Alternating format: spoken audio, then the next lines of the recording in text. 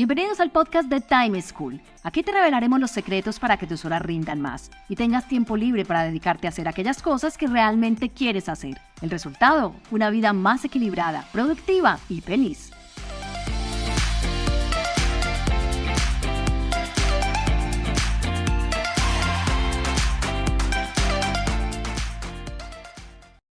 Hola, soy Juan Pablo Lema, un inquieto por la productividad y un estudioso del manejo del tiempo. Bienvenidos a un nuevo capítulo del podcast de Time School, la plataforma integral de formación en técnicas de productividad y herramientas de manejo del tiempo. Antes de empezar, quiero pedirte que si no le has dado seguir a este podcast en la plataforma en la que nos escuchas, por favor lo hagas. Así te enterarás cuando publiquemos nuevos episodios. También te invito a calificarnos.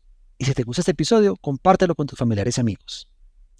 En nuestra quinta temporada, traemos en cada episodio 3 recomendaciones de productividad, manejo del tiempo y equilibrio de vida que un reconocido líder aplica en su vida. Hoy nuestra invitada es Paola Holguín, senadora de la República de Colombia. Paola es comunicadora social, periodista y egresada de la maestría en estudios políticos de la Universidad Pontificia Bolivariana. Además es egresada de la maestría en seguridad y defensa nacional de la Escuela Superior de Guerra y cursó estudios en estrategia y defensa en el Centro de Estudios Hemisféricos de Seguridad y Defensa en Washington. Se ha desempeñado como asesora presidencial en Colombia y México. Fue encargada de asuntos políticos de la Embajada de Colombia en México, consultora de USAID en temas de seguridad y justicia y consultora en seguridad en México y Argentina. Durante varios años fue docente de las universidades Pontificia Bolivariana y AFIT de Medellín. Autora del libro Uribe de carne y hueso y compiladora de 2 libros, Desde el escritorio del presidente y El Uribe que yo conozco, es senadora de la República desde 2014 por el Partido Centro Democrático. Durante la conversación que estás a punto de escuchar, Paola nos recomienda: primero, planear pero ser flexible y no desesperarse. Segundo, realizar pequeños actos de disciplina. Tercero, forzar el espacio para la familia. Empecemos. Paola, bienvenida al podcast de Time School. Gracias por aceptar nuestra invitación. No, muchísimas gracias, Juan Pablo, por darme el honor de estar en este podcast y sobre todo porque de verdad que es gratificante todo lo que aprende uno con ustedes para la vida, no solo para manejar el tiempo, sino para la vida. Muchas gracias. Bueno, en este primer segmento quiero que hablemos de su carrera profesional sin entrar todavía en la parte del Senado, que ha sido pues como sus últimos años por donde más la conocemos públicamente. A ver, investigando me di cuenta que una de las cosas que más ha caracterizado su vida profesional es la docencia, que además de la política usted es una apasionada por la docencia. Entonces, empiece contándonos de qué daba clase, por qué le gustaba hacerlo y cómo salta de este mundo de la docencia a la política. Sí, yo empecé, inmediatamente terminé la universidad. Empecé a dictar clases en Bolivariana, en EAFIT, dictaba algunos seminarios en Yurupari, en EPM, conferencias y eso, porque me gustaba mucho estudiar y la docencia me llamaba la atención. Y yo me acuerdo que Luz Gabriela Gómez, que fue la decana de comunicación, montó una escuela para enseñar a formar. Entonces ella decía, finalmente un profe lo único que tiene que hacer es generar pasión por el conocimiento, hacer que la gente quiera saber más, y me encarretó muchísimo eso. Entonces yo en Bolivariana dictaba en la Escuela de Humanidades y en Comunicación Social. Dictaba de todo, dictaba problemas colombianos, dictaba comunicación organizacional, dictaba un montón de materias. En EAFIT también como en la ruta de humanidades, dictaba muchas de las materias que habían también como de temas colombianos, de temas económicos, en Yurupari temas de historia. Bueno, yo toda la vida, pues desde muy chiquita era como muy ñoña y me gusta mucho aprender, estudiar, y por eso me parecía tan bonito ser docente, porque uno tiene que formarse todo el tiempo y hay una gran retroalimentación con los alumnos. Ellos a veces se preguntan cosas que uno no ha pensado. Y fue muy chistoso porque yo en realidad la política la empecé a hacer como desde los 4 años. Eso sí ha sido algo que ha sido parte como esencial de mi vida. Pero siempre era como detrás, como asesorando y haciendo cosas de mecánica, de la mecánica política de elecciones. De hecho, mi primer trabajo político, por llamarlo de alguna manera, era como de 4 años. Yo metía las papeleticas en esa época. Ya nadie debe saber, pero yo como estoy viejita, uno votaba con una papeletica que iba dentro de un sobrecito. Y mi primer trabajo era meter las papeleticas en los sobres. Y bueno, yo dentro, de hecho, coincidió que yo era profesora y llevé una vez a mis alumnos, les dije, vamos a ir a escuchar a todos los candidatos presidenciales que vengan a Medellín.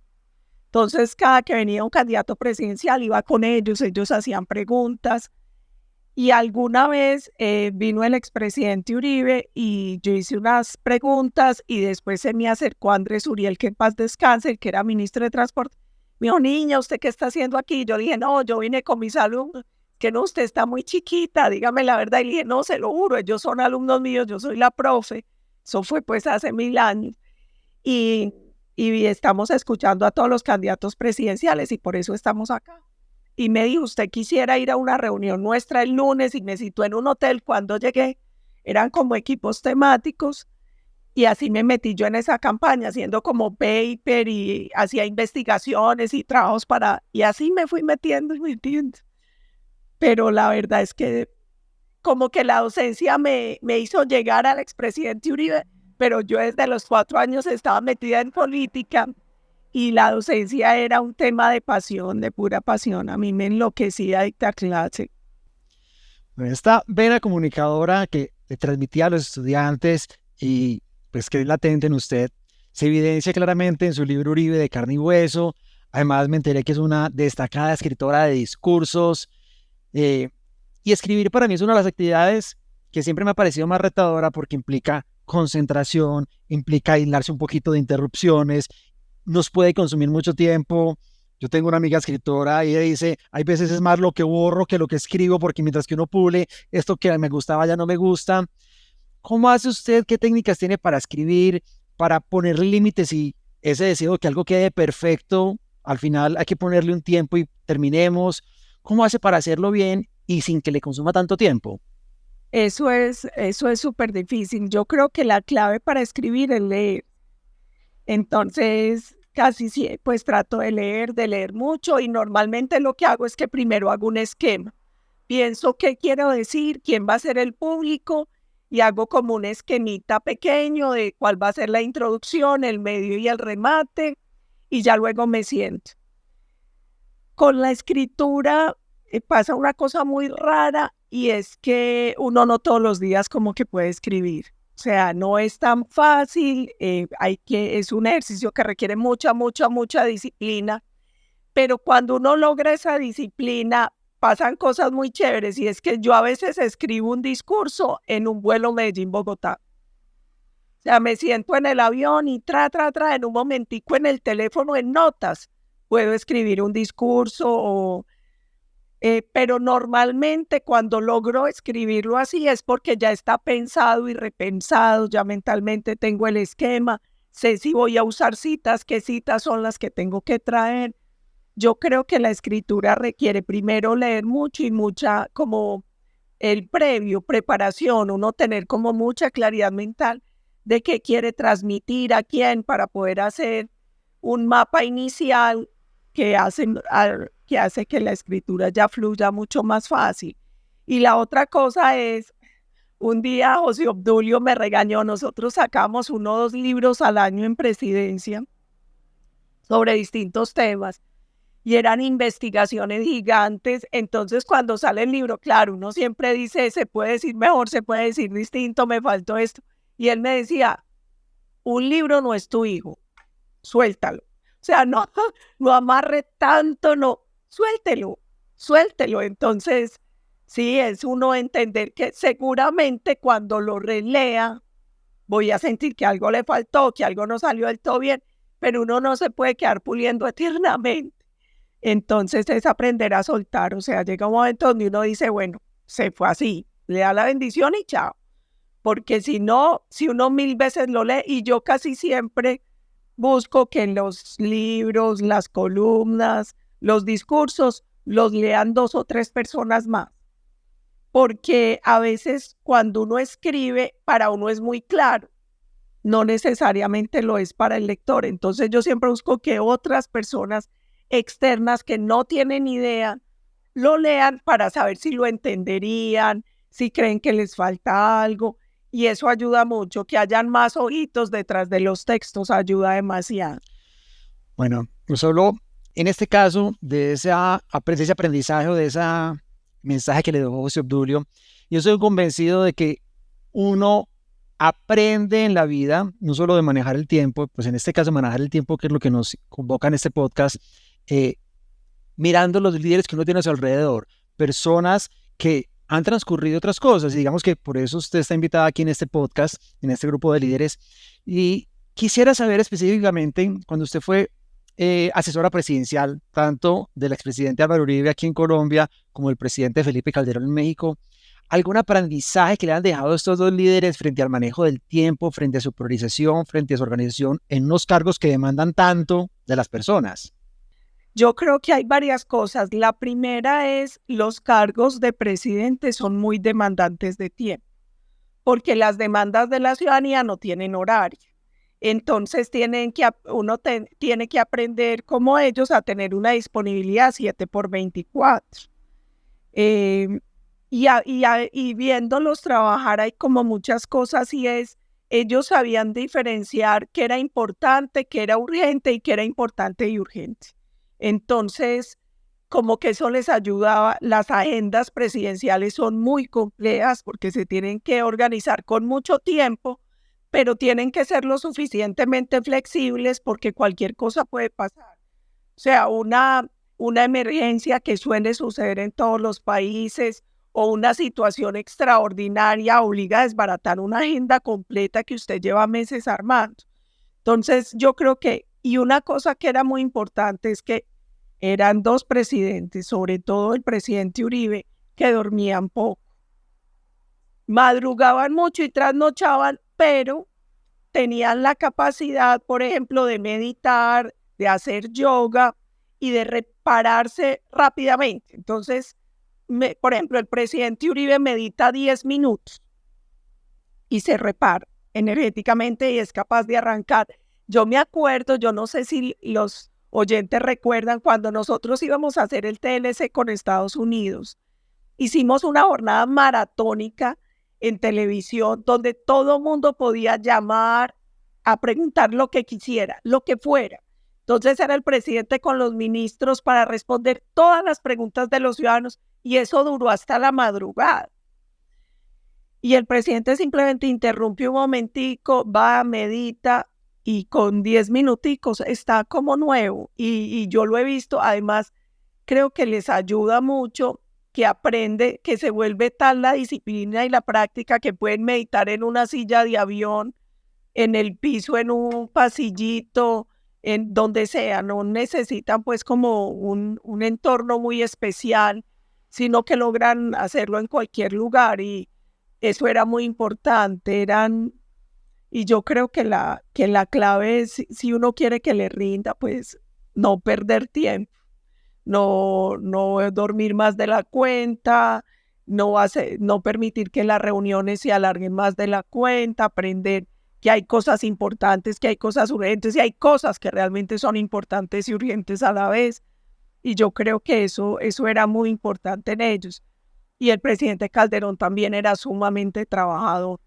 Yo creo que la diferencia era en los equipos, porque el equipo de la presidencia de Colombia era muy pequeñito comparado con el de México. Y por ejemplo, el presidente Uribe tiene una gran capacidad comunicacional y era muy instintiva. En México era muy técnica, entonces allá todo se medía en encuestas, en focus group, y eso a mí me permitió ver como 2 formas de gobernar y de comunicar diferentes. En una que era con mucha disciplina pero mucha intuición, y en otra que era con mucha disciplina pero con muchas herramientas técnicas. Bueno, quiero que miremos a su paso por el Senado, a su actividad como senadora de la República. A ver, Lo que percibimos del público general es que en general las sesiones en el Senado son largas y agotadoras. Hay veces es medianoche a la madrugada y todavía están sesionando, terminando temas. Uno podría decir que los horarios son poco ortodoxos, o sea, no es el 8 o 9, 5 o 6 de la tarde, sino que es distinto a la jornada tradicional.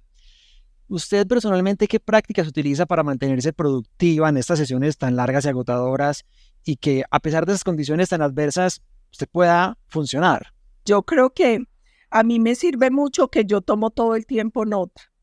Entonces, en el computador, a medida que se va votando, yo voy revisando el cuadro de resumen de los proyectos de ley y yo anoto todo. O sea, si me preguntas cómo votaste tal proyecto, yo busco la fecha y le digo los artículos tal y tal los voté positivos, tales y tales los voté negativos, en este no voté, en este se desbarató el quórum. Y a mí eso me ayuda porque es muy fácil distraerse cuando uno está cansado en una sesión que puede durar 14, 16 horas.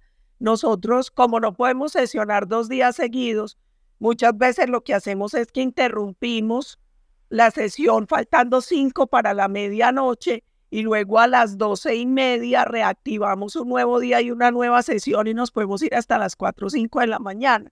Entonces, yo creo que a mí me ayuda a estar concentrada, que voy tomando nota de todo y voy haciendo notas también de lo que va pasando en los procesos de votación. Y cuando a veces son proyectos muy simples y donde yo no tengo muchas observaciones, aprovecho y voy escribiendo columnas, o sea, voy tratando de hacer otras cosas en paralelo, porque yo creo que esas jornadas tienen varios problemas. Uno, que a veces son demasiado extensas y eso también físicamente es muy agotador. Y la otra cosa es que allá uno nunca sabe al final a qué hora va a trabajar, porque a nosotros nos pueden citar a las 11 y a las 10 llega y dice que ya no es a las 11 sino a las 2 y a las 2 llega y dice que es a las 4, porque como no pueden sesionar la plenaria y las comisiones al tiempo, si una comisión tiene un tema urgente y no puede interrumpir, pues la plenaria se tiene que ir aplazando hasta que la comisión acabe. Entonces, otra cosa es aprender a ser flexible y a respirar, porque si uno es muy psicorrígido, se enloquece allá, porque allá te dicen una hora y no necesariamente es esa hora. O sea, te pueden citar a las 11 y la plenaria puede empezar a las 3 de la tarde tranquilamente. Y te pueden decir que vamos a sesionar hasta las 8 de la noche y se puede ir hasta las 12 tranquilamente. Porque, por ejemplo, si es un debate de control político, no hay control de cuántas horas va a durar y puede durar hasta 2 días. Entonces, yo creo que hay que aprender a respirar, a tratar. Nosotros también tratamos de comer cosas pequeñas ahí mismo en el escritorio. Y de calmarse, de no, porque si uno es demasiado rígido le cuesta porque allá no todo pasa en los tiempos que se supone deberían pasar. Pero otro de esos retos no solo es el horario de las sesiones, sino la distribución geográfica. Los senadores tienen que trabajar en Bogotá, pues digamos que las sesiones son en Bogotá, pero tienen que estar conectados con las regiones, con las comunidades, visitándolas, escuchándolas. Muchas veces sus propias residencias son en otra ciudad. Yo esto lo llamo casi que el don de la ubicuidad, estar en 2 partes o más al tiempo. ¿Usted cómo hace para no agotarse, para viajar de un lado a otro, para estar atendiendo a la comunidad al mismo tiempo las sesiones y temas personales? ¿Cómo lo maneja? Pues para la gente a veces es un poco raro, porque normalmente en mi caso yo vivo en Medellín, entonces yo estoy lunes y viernes atiendo agenda en Medellín, martes, miércoles y jueves normalmente Bogotá, pero eso también varía. Por ejemplo, en esta etapa final estoy en Bogotá lunes, martes y miércoles. Hoy yo me tengo que ir a Bogotá a sesionar. Entonces ya me quedan jueves y viernes para Medellín y sábado y domingo regiones. Y a veces, si es campaña, tenemos que tratar de hacer 5 municipios al día. Entonces, para la gente eso también es un poco complejo. Uno que aprende primero a viajar cómodo, porque no siempre los vuelos salen a la hora que es. Entonces, primero, como hay que estar viajando, tratar de estar cómodo. 2, no desesperarse. Uno llega al aeropuerto y el vuelo no es a esa hora, sino 2 horas después. Entonces, yo trato de llevar libros y pendientes para trabajar en el vuelo o en las esperas en los aeropuertos. Y a veces la gente critica eso porque dicen que no está bien en los desplazamientos, por ejemplo, ir revisando teléfono ni leyendo, pero a uno se le vuelve un hábito. Entonces yo aprovecho y muchos de los chats, como son tantos, los respondo en los desplazamientos terrestres o hago las llamadas pendientes porque no hay mucho tiempo para perder. Y la otra cosa es, mi papá, que en paz descanse, me decía: mija, si no quiere sufrir, disfrute toda la música, toda la comida, aprenda a dormir en cualquier almohada. Porque literalmente la vida de nosotros es así. O sea, yo estoy más tiempo en hoteles que en mi casa. Yo alcanzo a estar como 2 noches en mi casa. El resto del tiempo estoy en hoteles. Y hay que aprender a disfrutar eso, y a aprovechar el tiempo, aprovechar los recorridos, a tratar de mantenerse uno muy descansado, incluso en la ropa que usa. Cosas tan simples como es, yo veo a veces señoras con unos tacones gigantes y yo digo: Dios mío, ¿cómo hacen para aguantar el vuelo, las horas de espera? A veces la sala está llena y te toca esperar parado. Yo tampoco tengo problema y lo confieso. Si ven una señora por ahí sentadita en el piso con el computador trabajando, esa puedo ser yo, que yo me siento en el aeropuerto en el piso para ir trabajando si no hay sillas, sin ningún problema. Yo creo que lo más importante es tratar a veces de aquietar la mente, de organizarla, de no desesperarse, de tratar de estar cómoda, de tratar de cosas tan simples, de estar hidratada y de ser tranquila. Y tengo que confesar otra cosa, yo también tomo, por ejemplo, energizantes de café. Sí, cuando ya siento que me reventé, cojo el energizante de café y listo, cualquier energizante natural. Bueno, en los roles de senadores o representantes, pues tienen que hacer ponencias, presentar proyectos de ley, y esto implica leer, estudiar, mirar puntos de vista, tener toda la cabeza, y yo diría que es como casi que presentar un examen final oral, porque tengo que saber qué digo, en dónde me enfoco, cómo no pierdo el tiempo, cómo no me voy por las ramas y cómo hago para convencer a quienes esté tratando de convencer frente a mi posición. ¿Usted qué técnicas tiene para lograr ser precisa en un medio o en un mar de tanta información y con tantas cosas que hay que tener en cuenta? Yo creo que varias cosas. La primera es que uno ya empieza a separar qué fuentes confiables hay. Entonces, claro, uno encuentra un mar de datos en Internet, pero uno tiene que hacer unos primeros filtros de dónde hay datos confiables, de dónde hay datos más actualizados. Entonces hay ciertos tanques de pensamiento, ciertas páginas con cifras. La otra cosa es que yo hago permanentemente derechos de petición para tener cifras actualizadas de los ministerios, y las contrarresto, por ejemplo, con las de la Defensoría, la Fiscalía, el Instituto Hernán Echavarría Olózoga, los estudios que va publicando la ANDI, FENALCO, el Consejo de Competitividad. Entonces ya hay como unos tanques de pensamiento, unas páginas, unas entidades que yo sé que suministran información. Eso es lo primero.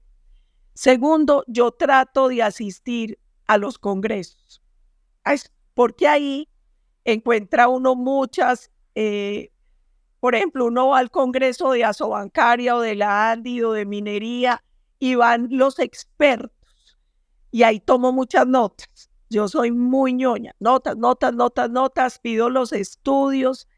Tengo un equipo muy bueno en mi oficina que hace investigación y que yo les doy como, miren, estas son las cifras que yo necesito que me actualicen todas las semanas. Cifras de seguridad, cifras económicas, cifras sociales. Y la otra cosa es, cuando yo presento un proyecto, digo, a ver, este proyecto, ¿a quién beneficia, a quién perjudica? ¿Quiénes pueden estar a favor y quiénes en contra? Y trato de reunirme con todas las partes. o de enviarles el proyecto para que me envíen notas, recomendaciones. Por ejemplo, hace poco, con el representante Juan Espinal, yo presenté un proyecto para proteger la propiedad privada contra la invasión de tierras. Entonces se la mandé a todos los gremios, a todos los sectores, envié derechos de petición y hago también reuniones con las personas que hacen observaciones para tratar de mejorar los proyectos. Pero ¿qué creo yo que es importante? Primero, uno tiene que tener claridad de qué datos son los necesarios y cuáles son las fuentes confiables, porque hay demasiada información, pero uno tiene que tratar de buscar fuentes que uno sepa que es información verificada.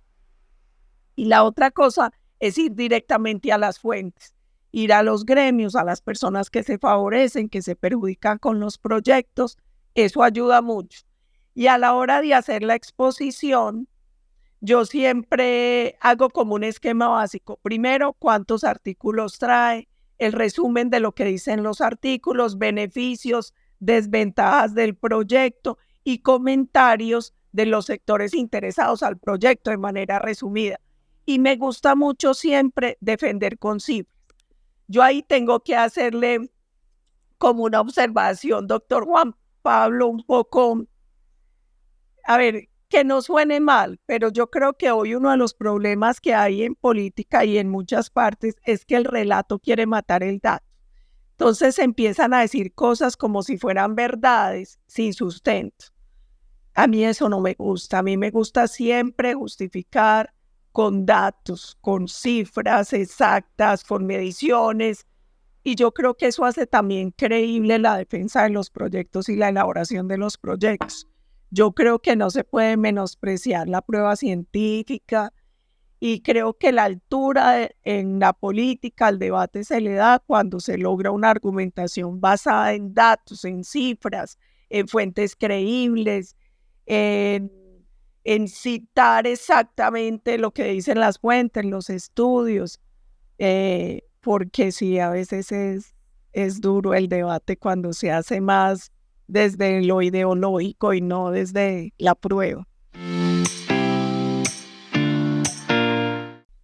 En este último segmento quisiera alejarme un poco de la parte profesional y pensar más en la mujer, en Paola. A ver, nos ha dicho ya en 2 oportunidades que usted cuando estudiaba era muy ñoña, muy estudiosa, pero digamos que eso trajo muchos créditos como haber sido la mejor bachiller de la UPB en su momento. De esa época de juventud, ¿usted qué recuerda, qué utilizaba? Porque cuando uno está en el colegio, están los que estudian y si estudian entonces de pronto no hacen mucho deporte, de pronto no rumbean, de pronto no hacen otras cosas. ¿Usted qué técnicas utilizaba o qué estrategias para poder manejar varias actividades como la que nos mencionó de ir a meter las papeleticas en los sobres para las votaciones y participar activamente con su papá en temas también políticos? ¿Qué hacía para poder ser buena estudiante, ser tan dedicada y tan juiciosa, pero a la vez atender otras cosas? Bueno, primero el tema del deporte para mí era fundamental porque eso me daba disciplina. Entonces yo practiqué muchos años atletismo y natación y fui de la selección Antioquia y también era del grupo de natación de la Bolivariana. Entonces para mí el tema del deporte era muy importante. La única dificultad era que yo estudiaba en la mañana y hacía atletismo y natación en las tardes como 3 veces a la semana. Entonces me enseñé a estudiar de noche, a trasnochar mucho. Entonces yo desde muy pequeñita duermo más o menos 4 horas, 4 horas y media. No duermo tanto y eso hace que me rinda mucho el día. Y en el colegio era demasiado ñoña. Entonces yo sigo siendo muy amiga de mis compañeras del colegio, que a todo el mundo le parece increíble porque somos amigas hace 40 años. Y cuando hablamos todas se ríen porque yo era la que me leía el libro completo y les pasaba los resúmenes, los personajes. Yo era monitora de filosofía, yo era la que les daba clases de cualquier cosa que no entendían en mi casa. Eso sí, sabían que si se iban a estudiar a mi casa les tocaba amanecer porque yo llegaba muy tarde después de entrenar y ya nos poníamos a estudiar hasta la madrugada. Pero yo creo que primero el deporte ayuda mucho.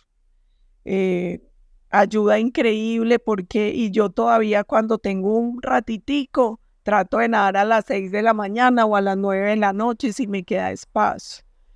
El deporte ayuda. Yo quisiera tener más disciplina porque siento que sí es importante. Y dos, a mí me rinde porque no duermo tanto. Yo siento que uno puede tener pocas horas muy reparadoras. Hay gente que duerme muy largo y se levanta cansada. Yo creo que uno tiene que buscar técnicas y hábitos para poder dormir profundo, así sea poquito, pero que sea un sueño reparador. Entonces, no estar con el teléfono pegado, con el televisor pegado, sino disponerse, bueno, voy a dormir y es a dormir.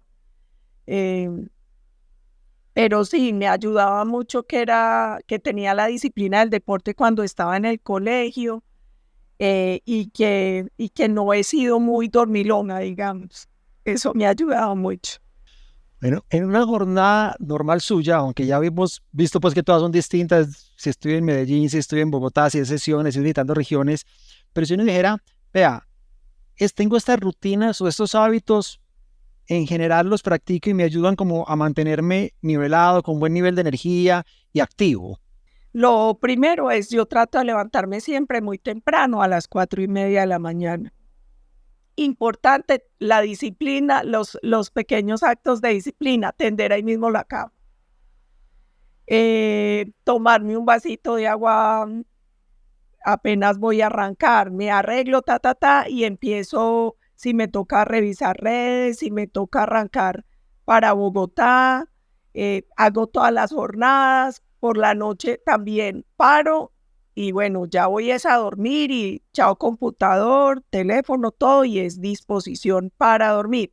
Y los días son muy distintos porque, por ejemplo, si yo estoy en Bogotá, me levanto a las 4:30, me tomo la agüita, desatraso algo, voy nado 1 hora, si puedo, nado de 6 a 7, ya me voy para el congreso todo el día, normalmente llego muy tarde.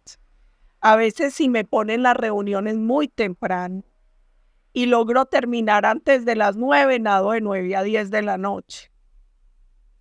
Y también saco los tiempos para almorzar, así sea la carrera. Normalmente si estoy en Bogotá, almuerzo con todo mi equipo en la salita de juntas para poder ir trabajando mientras vamos. Entonces vamos almorzando y conversando un poquito como el trabajo,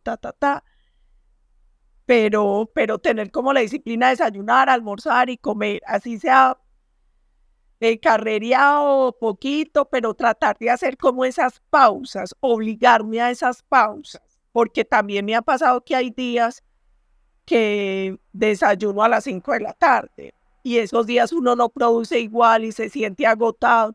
Entonces, mientras pueda, trato de tener la disciplina de tomar agua, de comer las 3 veces al día, la disciplina de dormir, así sea poquito, pero dormir profundamente. Si puedo nadar 1 hora, trato de hacerlo 2 o 3 veces a la semana. Y esa es como la vida. Ya es otra cosa cuando me voy para regiones, que si salgo a las 4, 5, 6 de la mañana, depende para dónde vaya, amanezco en cualquier municipio que me toque y ahí la jornada puede ser muy larga. Uno se adapta. Lo único es tratar de comer bien, de hidratarse, de sacar un ratico. A veces cerrar los ojos un ratico en el carro, no para dormir, un ratico. Eso descansa. Ser como mini pausitas. Eso ayuda mucho, mucho, mucho. Y en el tiempo libre, del poco que le queda con tantas funciones y con tantas responsabilidades, además de nadar, ¿qué más le gusta hacer a usted en el tiempo libre y con quién le gusta compartirlo? Cuando me queda un huequito, me gusta ir a desayunar o almorzar con mi familia, o sea, con mis hermanitos, la esposa de mi hermano, con Leticia, mi sobrina. Para mí eso es lo más rico, lo más lindo, lo que más me recarga, poder ir a almorzar o a desayunar con Leti. Ese es yo creo que esa es la cereza del pastel. El gran premio es poder estar un ratico, porque la más sacrificada siempre es la familia. Y mi familia son mis hermanitos, mi cuñada y Leti, porque yo no tengo esposo, no tengo hijos, son ellos. Entonces, el ratico que queda tiene que ser para ellos, porque yo creo que la familia es la gran sacrificada en estos cargos. De hecho, yo me acuerdo cuando mis papás estaban vivos, yo trabajaba con el presidente Uribe y en diciembre nos secuestraron un gobernador. Eso fue horrible. Y mi mamá era desesperada llamando que si no iba a pasar Navidad con ella, porque era el 21, el 22, el 23, y nosotros en esa situación tan compleja. Finalmente, dolorosamente, asesinaron al gobernador. Entonces ya el 24 no había vuelo, nada. Entonces me vine por tierra. Desde un amigo me dijo, venga, yo la llevo en el carro y vámonos para Medellín para que pueda.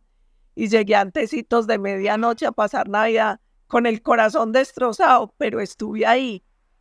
Y uno también tiene que tratar a veces de forzar el espacio para la familia, porque el sacrificio para ellos es muy difícil. Y uno tiene que, yo siempre he dicho, para manejar bien el tiempo, son como 3 P's. Uno tiene que aprender a planificar, a priorizar y a perder la pena. Porque a los políticos a veces les gusta mucho invitarlos a reuniones eternas sin sentido. Y uno tiene que perder la pena para saber cuándo dice que no y para decirle a la gente, esta es una reunión que dura 1 hora o 2 horas, porque si no se le vuelve a uno inmanejable el tiempo, inmanejable. Entonces yo creo que uno prioriza, planifica y pierde la pena. Así es. Paola, muchísimas gracias por abrirse de esta manera, por compartir con todos los oyentes pues aprendizajes, vivencias y experiencias, no solo suyos, sino de los líderes y de las personas con las que ha trabajado, que con seguridad van a ser de mucha utilidad para todos los que nos escuchan. No, muchísimas gracias, doctor Juan Pablo. Y créame que soy yo la que aprendo mucho con su podcast, porque los empresarios son mucho más organizados. Nosotros los políticos tenemos una vida ahí medio loca. Pero además, yo creo que si hay algo que uno tiene que aprender en la vida a manejar es el tiempo. Eso no hay cómo recuperarlo. Espero que hayas disfrutado esta conversación y que pongas en práctica las 3 recomendaciones que nos compartió Paola. Primero, planear pero ser flexible y no desesperarse. Segundo, realizar pequeños actos de disciplina. Tercero, forzar el espacio para la familia. Recuerda seguirnos, darle me gusta y compartir este episodio con aquellos a quienes les pueda interesar. Escríbenos a podcast@timeschool.com contándonos a qué líder admiras por su manejo del tiempo y que te gustaría que entrevistáramos en esta temporada. Encuentra en nuestro sitio web, timeschool.com, más alternativas de formación en técnicas de productividad y herramientas de manejo del tiempo. Te espero en un próximo capítulo del podcast de Time School. Chao.